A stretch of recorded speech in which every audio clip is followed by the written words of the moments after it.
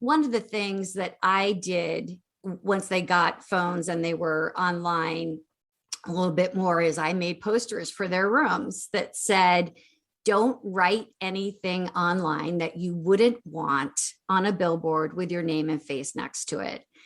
And I am so proud of Carson because the last days of his life, when he was encountering such vicious messages, he never lowered himself. And so he really followed that until the end. So yes, we thought everything right. And this still happened.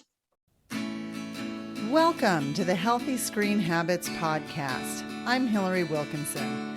Whether you're starting your parenting journey with a newborn or looking to connect with your teen on technology, let's learn some new healthy screen habits together. October is National Bullying Prevention Month in the United States, and today's episode, our first for the month of October, tragically covers the event of what can happen when a child or teen experiences the relentless nature of online bullying. If you're not in a place where you can listen today about teen death by suicide, please skip this episode. If you have smaller ears around you, it may be an episode you need to save until later, or perhaps listen with earbuds. This is a critical conversation for all of us to have, and none of us are immune. Please take care of yourself, make the best decision for your own mental health today and for the mental health of your family, and decide when's the best time for you to listen to this episode. As I said, October is National Bullying Prevention Month, and it's very important we open this conversation with our kids about online bullying for many reasons. We have to open these conversations to let our kids know that we're open to talk about these really hard things. Only 12% of all teens will report cyber harm to parents. My guest today is Kristin Bride, a mother who has become a force of awareness building and education of online bullying and the role that social media plays. This is not by choice. Kristin's life immeasurably changed on June 23rd, 2020, when her 16-year-old son, Carson, died by suicide following vicious cyberbullying through Snapchat and the use of anonymous apps. We'll learn more about that later. Kristin, thank you so much for being here today. I really want to honor and amplify Carson's story, your journey, and help you with your passion to educate parents about deadly online bullying. So before we start, though, I just want to check in with you as a mom. And how are you doing today? I'm doing okay. I have okay days and I have bad days. But what I'm finding is by channeling my grief into advocacy so that I can save other lives is what gets me through. And I really appreciate this opportunity, Hillary. Oh, I can't thank you enough for being here. I've watched from the sidelines what you were doing and all the progress that you've been able to make. And we at Healthy Screen Habits could not be bigger fans of what you're doing, but not for the reason why you're doing it. I'm so sorry. So I'm so grateful you're here today because I find this process of storytelling and sharing to have stronger individual impact than just the lists of statistics and charts. I feel like the numbers just get to be numbers. But when we can talk like mom to mom, person to person, it makes all of these things come real. And I heard about you through headlines, which is and now I feel like I know you. And you're a mom who is standing up to social media giants, and hearing your story, it makes me want to do better for all children, as well as in hearing your story, I recognize my own family. Your boy is the same age as my children, and your level of involvement and commitment to him, I relate to so much.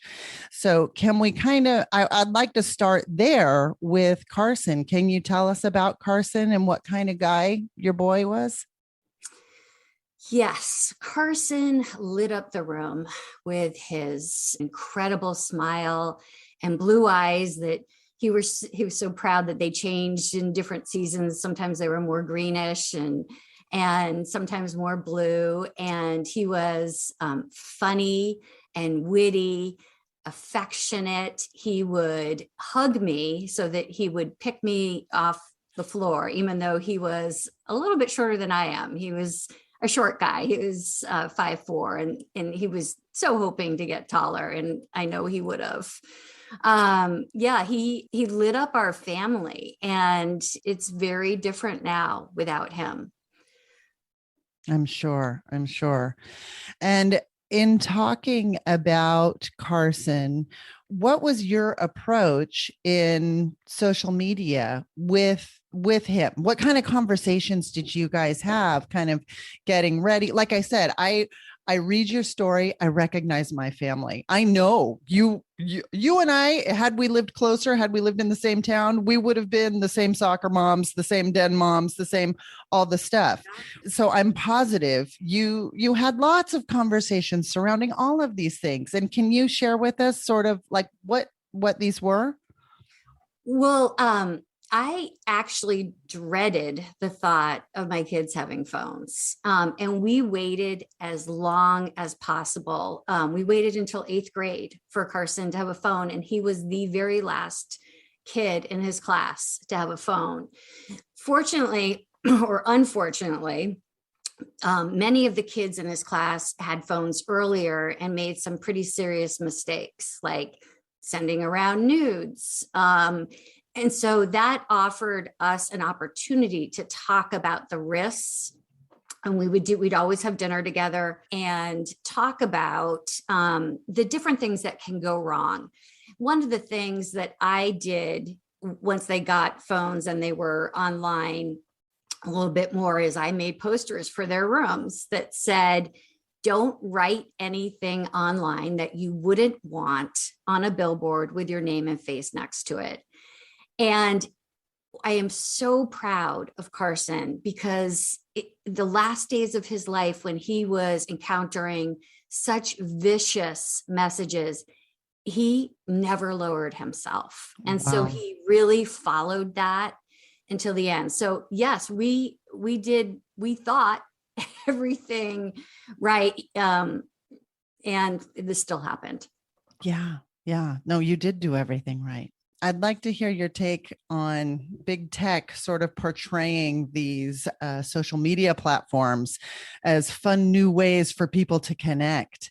And as we've learned kind of through the test of time, there's this darker side to social media. And many parents have no idea what their kids are experiencing in their online lives. As I said earlier, it's reported that only 12% of teens will report cyber harm to their parents. And do you have a gauge? Why do you think this number is so little? Yes, I've done a lot of thinking about this because Carson and I had a really close relationship, and he would tell me things that happened at school that upset him. And I felt like we were really close. So when we discovered after Carson's death that he'd been cyberbullied, I was shocked that he did not tell me. But from what I've read, and it does make sense, parents are usually at such odds with kids about their phones. The screen use, don't bring it to the table, and we had talked about all the terrible things that could happen online. And their fear is that if they tell an adult that their phones will be taken away, or they'll get the "I told you so" lecture. The other thing that I've heard that makes sense, and especially with Carson's class, who had kind of a mantra, snitches get stitches, that you don't want to be the tattletale or the snitch. And so that's another factor that plays into it, which makes sense to me. Right. It's awful, but it makes sense. And I think also I have absolutely heard that the snitch portion in the teenage group is the worst like label you could have, but automatically directs you to outcast land.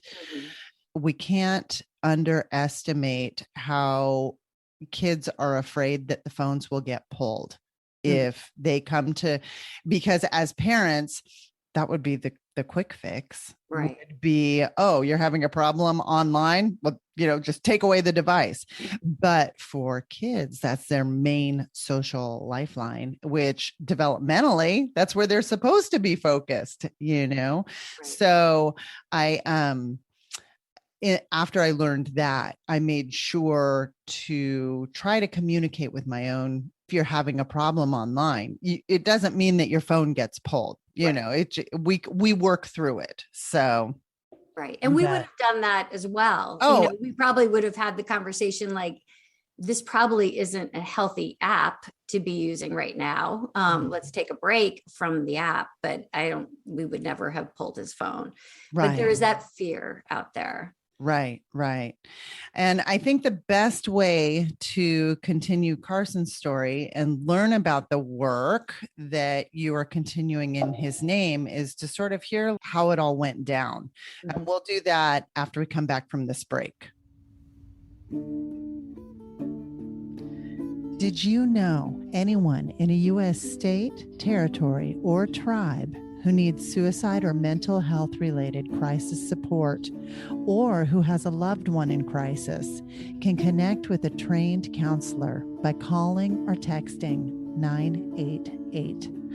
988 is the easy to remember number that reaches what is commonly referred to as the Lifeline, a network of more than 200 state and local call centers funded by the U.S. Department of Health and Human Services.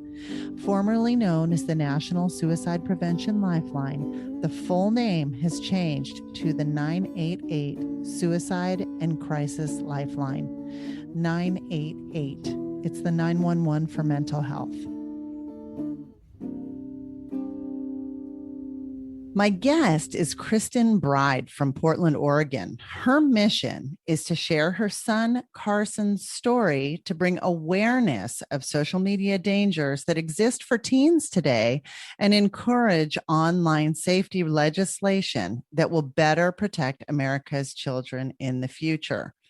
So, Kristin, you're meeting one of those goals today in your mission by sharing Carson's story with us. And if you're okay, can you kind of give us a little of the backstory that led up to June 23rd? Sure. So Carson had just finished his sophomore year, and because of COVID, like many schools, they were doing remote learning from March to June. And that was difficult for Carson, as it was for many kids, because he was a social kid and didn't learn well just online by himself. But he made it through, and he was really excited to get his first summer job. He was 16. He'd seen his brother get a job, and he really wanted to work at a place that made pizzas. And so he worked walking to both. He hadn't gotten his driver's license yet because of COVID as well, but he walked to these two different locations and finally got a job making pizzas. And we were so proud of him. And he was proud of himself as well, especially trying to find a job during the middle of COVID. And he came home from his first night of training that I found out afterwards went really well.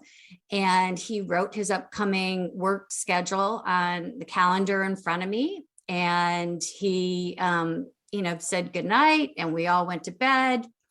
And in the morning, I woke up usually around 7:30. The kids always slept in later, and went to my computer in the kitchen where I am now. And I passed by his room and his door was open and he wasn't in his bed, but that wasn't unusual because sometimes he slept upstairs in the loft if he had a hard time sleeping.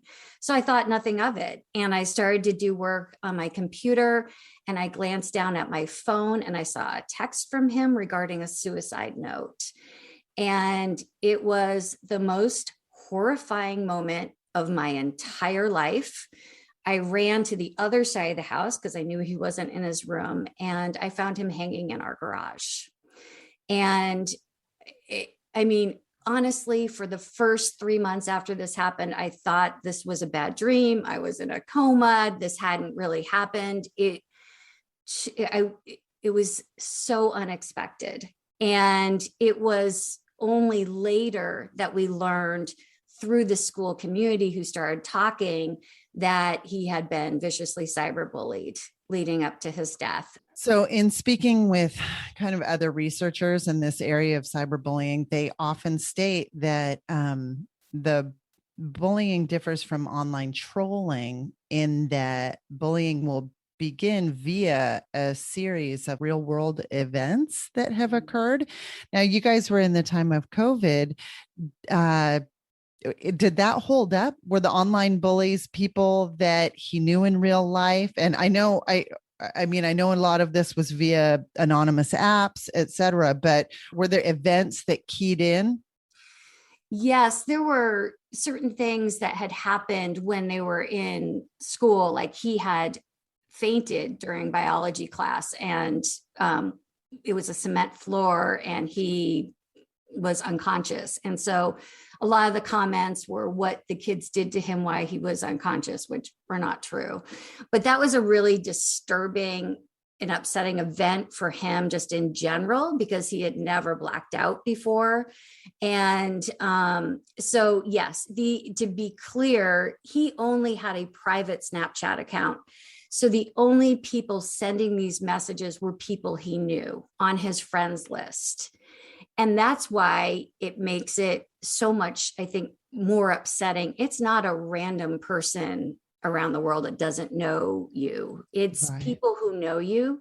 They know what's happened to you. They know how to get your goat. They know what to say to upset you. And these are who you think are your so-called friends. And these messages were all coming to Carson anonymously. Over YOLO and LMK, these two anonymous apps that at the time connected on the back end to Snapchat. Yeah. Can you, I mean, honestly, it wasn't until I heard Carson's story and have heard you speak, I didn't even know. And I'm in this niche of the world that I felt like I should know about these things. Can you explain what these backdoor apps are, or these anonymous apps? These two anonymous apps had gained that connection through SnapKit so that kids with SnapKit can download YOLO, and then the two apps interface so that the anonymous messages are coming in from your Snapchat friends and you're seeing them over Snapchat. Right. And I think you've kind of explained, but just to be clear, do you feel like it was more damaging that it was these anonymous apps, even though it was like, it had to be people that he knew clearly because they were, so the anonymous apps were particularly damaging? Yes, because you don't know how many people are involved. Is it two kids doing this? Is it multiple? Is it the whole class? And how many people can see it? And everybody can see it. And that is also the problem with cyberbullying and anonymous cyberbullying, is that this is not a brief hallway conversation that you're embarrassed about. Everybody can see it. And he reached out to friends that he felt close to and said, I can see getting a few of these, but why is my whole inbox flooded? It was overwhelming. One of the things that the app allows you to do is ask somebody to swipe up and identify themselves. And he did do that. He said, clearly you have a beef with me, swipe up and let's talk it out. Acting like such an adult in this situation. Mature, mature. And no one did. And it's just, in speaking to other teens after this happened who have experienced this, it makes you feel so worthless. And like you have no friends, no one cares. Remember, this is COVID. This was like the one way to connect with other peers. And it was all negative. And the last hack on his, or the last search on his phone before he took his life was for hacks to find out who was doing this to him. And so, yeah, I totally blame social media and anonymous apps in particularly. Yeah. And this is not the first time this has happened. Every anonymous app has stories of cyberbullying and then suicides, and then they shut it down. And Hillary, this is maybe a good time to mention something that's really concerning right now, is that there's a new anonymous app, NGL, not gonna lie, that has gone viral, and it's being downloaded more than Instagram itself. This one, Snap made the right decision and pulled out of the anonymous app market. Thanks to, I was going to say, I think you get to take credit for this, Kristin. I think we believe that it was because of our advocacy and lawsuit that they made this decision, which was the right thing to do. And yes. we're grateful for that. But Instagram has now used this vacancy in the market to push Not Gonna Lie, another anonymous app. And it's being used and downloaded in tremendous amounts right now.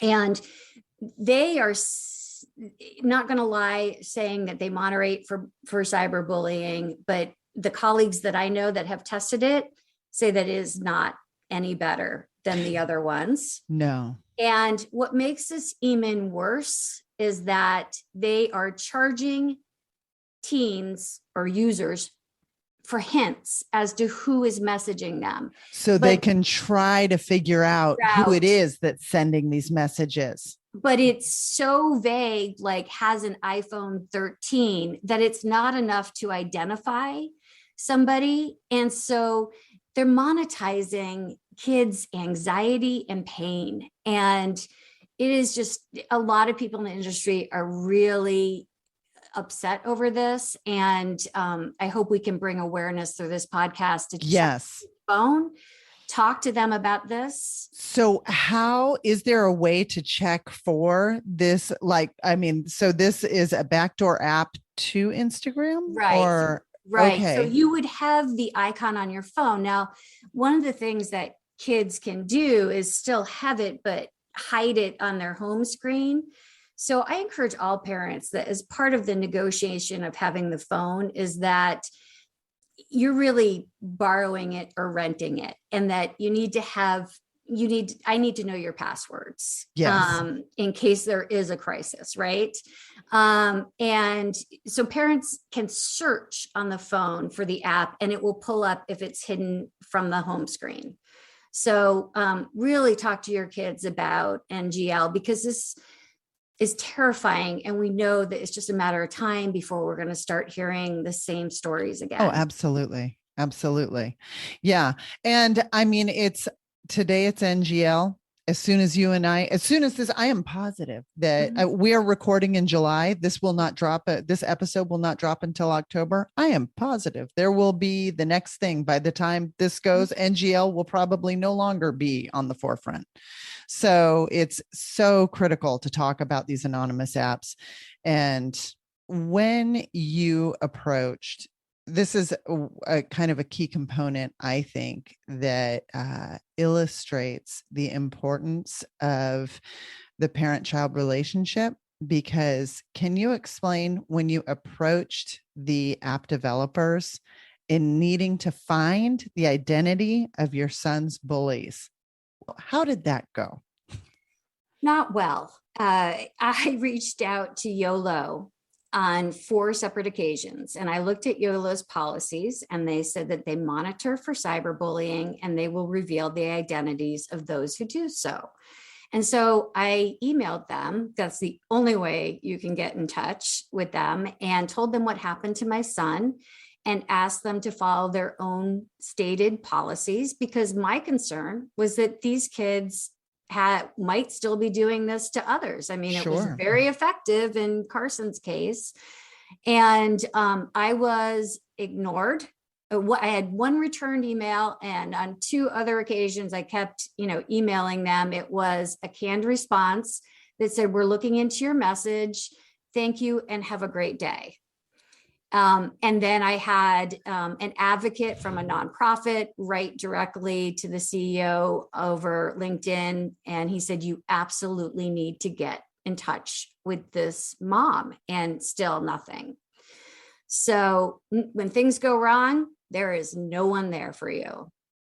And that was really what instigated the lawsuit, is that I needed a way to get this company's attention. Right. It doesn't get worse than this. Yeah. You have been successful in getting state legislation in Carson's name. Can you tell us a little bit about Carson's law and what that covers? Yes, I love talking about Carson's law, because I know Carson would love to have a law named after him. So it makes me really happy.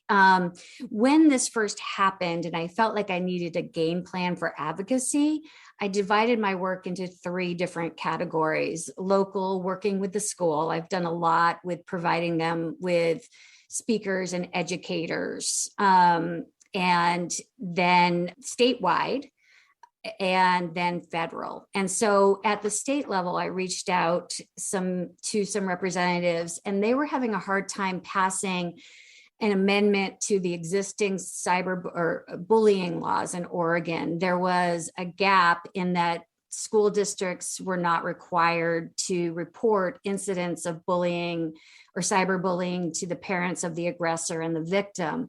And Representative Drazen had spent 3 years trying to get this passed. So I said, I would be willing to testify about Carson's experience. And I did at both the House and the Senate, and it passed in last July and is known as Carson's Law. And that's how it went out to all the school districts.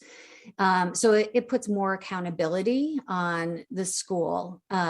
We had found out that after Carson passed, that there was a student who we had filed a complaint about, who was harassing Carson. And we learned after his death that their parents were not notified. And so this was really important to us that we close that loop, so that everybody, because the aggressors need help as well. It speaks to the person you are, that you are concerned about getting help for the aggressors. I think that's very amazing of you. And I find I'm appalled that this had to go through a legislative process and just doesn't fall into the lines of common decency to let parents know if their child is causing harm to another person. So that being said, what would you encourage other parents to do to enact or make sure that the same type of protections are in place to make sure? I mean, you're in Oregon, and so Carson's Law exists in Oregon, but in other states, what can we do? So every state is different, and a great website to look up your state and see how it compares to others is stopbullying.gov.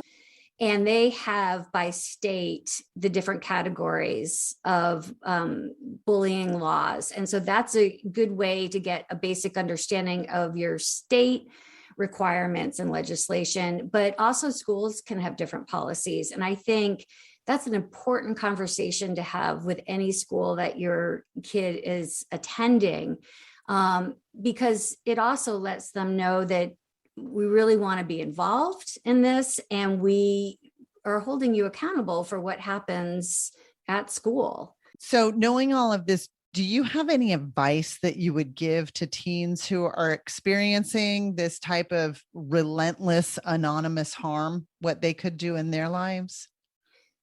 First of all, I really hope that they can put this in perspective, that they are not alone. This is so common because of the way social media is set up, that people are not interacting in a way that is where they can see the harm that they're causing other people, that makes them so much more callous. The survivors of this that I've talked to have realized that this was a period of time in their lives. It was awful. They got through it, and they realized in the adult world, we don't treat each other that way. And so to keep their eye on the future, that as adults, this is just, we don't spend our time putting people down anonymously, at least healthy, productive adults. It is really sad in so many ways, because one of the things that kids do is they narrow their group of friends down to smaller and smaller groups to try to determine who's anonymously bullying them. Sure. And I've heard a story where one person found out that it was their best friend telling them to kill themselves. And so it's not how caring people act to each other. Right. This provides, it's like the Wild West, it's chaos, Lord of the Flies. I mean, I don't know how else to describe it, but kids have to start realizing there is a person receiving that information, right, and internalizing it on the other side. Right. And that I want anyone going through this to persevere, because it will get better. It will get better. This is a temporary situation. And I spoke earlier in the season with Richard Culata, who speaks a lot about the importance of kind of redefining this role of digital citizenship that we have, and how to be a digital upstander. How to, if you see this type of stuff going down, it's okay. It's scary, but it's okay to be the brave person who stands up and says, oh, hey, that happened to me too. Or say something, a word of encouragement.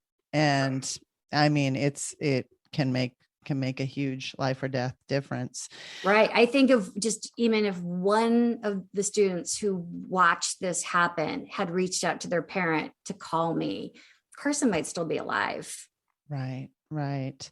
And I think also it's important that we let our teens know, I think in some ways, you and I spoke briefly about how, the very small number of teens will come and report cyber harm to their parents. And sometimes they believe that they are protecting their parents from stuff that's happened. And you, the year before, had gone through some health challenges, as I understand. And Carson was probably in a place of not wanting to put one more thing. Right. Right. And we recently had something like that go down in my family, where my son is very far away and he contracted COVID, and he didn't want it to scare me. So, they withhold things. And I'm like, I'm the person that needs to know the most. So difficult. Yeah. So we have to take a short break, but when we come back, I'm going to ask Kristin Bride for her healthy screen habit. U.S. listeners, listen up. There are 2 Senate bills that would provide the most robust new online protections for children in nearly 25 years, and they are now at a pivotal moment. We need your help to help get them passed. The Kids Online Safety Act, or COSA, and the Children and Teens Online Privacy Protection Act, or COPA, have the potential to make the digital world much safer for young people by banning surveillance advertising to children, holding big tech accountable for exploiting kids through bad design, and more. Earlier this year, the bills were advanced by Senate Commerce Committee and now have the potential to be voted on by the full Senate before midterm elections in November. That's where you come in. We need you to call your senators, email your senators for support in these essential bills. Urge your senators to push these bills to the finish line and vote yes to support and protect American kids and teens from big tech's exploitive business model. Not all heroes wear capes and not all leaders stand on a podium by choice. My guest today falls into both of those categories after suffering the immeasurable tragedy of losing her 16-year-old son, Carson, due to online bullying. Kristin took on big tech by following a lawsuit against Snap Inc., YOLO, and LMK. Snap made the wise decision to ban all anonymous apps and features from their platform in March of 2022. Now, I met Kristin through the Screen Time Action Network at Fair Play, where she's a member of the Cyberbullying and Online Safety National Work Group, where she has shared her story, which is an extremely powerful one. And I thank you for sharing it with Healthy Screen Habits today. So I feel like after all of this conversation, we could probably end this right here. But as you know, on every episode, I ask each guest for a healthy screen habit, which is a tip or takeaway that listeners can put into practice in their own home. And I understand that Carson's brother, Jack, who is a mechanical engineer student, helped you come up with the one that you're going to share with us today. Yes, this does come from my son, Jack, and what he has done, and we actually discussed this in this interview, is he has hidden apps that he might quickly click on if he's bored, like Instagram. So he still has them, but they're not on his home screen.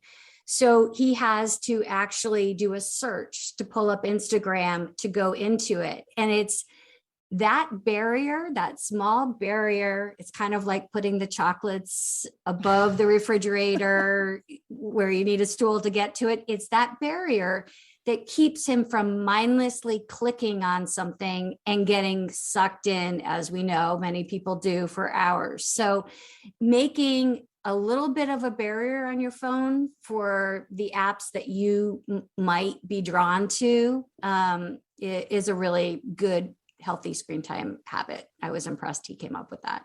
Yay. And I like that it comes from, our kind of Gen Zer youth sort of. So, it's tried and true. Yes. And I like how it keeps intention on the forefront. It just gives like you said, like that chocolate above the refrigerator. It's a little speed bump before we proceed.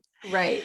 So if our listeners would like to support you and others in their work towards ending cyberbullying and holding app developers accountable, where could they do this? I recommend checking out Fair Play, which you mentioned. We are advocating there for the Kids Online Safety Act, federal legislation that will hold social media companies accountable for their harmful and addictive products. As we talked about today, we can get rid of one. It's like whack-a-mole. And, Snap did the right thing, but Instagram filled the gap. There needs to be some accountability at a federal level so all of our kids are protected. And California is making great strides, and it may take us going state by state and then going federal, but it'd be really nice if everybody could check out Fair Play. It's free to become a member, and you can get information there on how to talk to your senators and tell them how important this issue is so that our kids can be safer online. And if they wanted to join a work group, I know they're always accepting members at the Screen Time Action Network as well.